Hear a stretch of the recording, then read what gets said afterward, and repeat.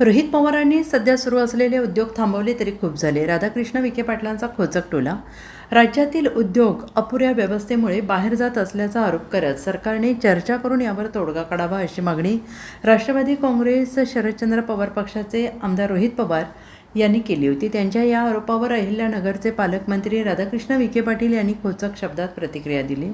रोहित पवारांना आता कोणताही उद्योग उरलेला नाही, त्यामुळे त्यांनी सध्या सुरू असलेले आपले उद्योग थांबवले तरी खूप झाले असा टोला राधाकृष्ण विखे पाटील यांनी लगावला आहे. त्यामुळे उद्योगांच्या मुद्द्यावरून सत्ताधारी आणि विरोधकांमध्ये पुन्हा एकदा आरोप प्रत्यारोपांना सुरुवात झालेली आहे. अहिल्यानगर महापालिकेचे कंत्राटी कर्मचारी धीरज परदेशी यांच्या हत्या प्रकरणात आत्तापर्यंत 8 आरोपींना पोलिसांनी ताब्यात घेतलेलं आहे आणि चौकशी सुरू आहे. दरम्यान आमदार संग्राम जगताप यांनी पोलिसांच्या कारवाईवर नाराजी व्यक्त केली होती. यावर बोलताना पालकमंत्री राधाकृष्ण विखे पाटील यांनी म्हटले, लोकप्रतिनिधींनी पोलिसांच्या पाठीशी खंबीरपणे उभे राहून त्यांचे मनोबल वाढवले पाहिजे. दरम्यान आमदार संग्राम जगताप यांनी पत्रकार परिषद घेऊन पोलीस तपासावर शंका उपस्थित केली होती. या संदर्भात त्यांच्याशी चर्चा करून आवश्यकतेनुसार SIT नियुक्तीची शिफारस करू असंही विखे पाटील यांनी म्हटलेलं आहे.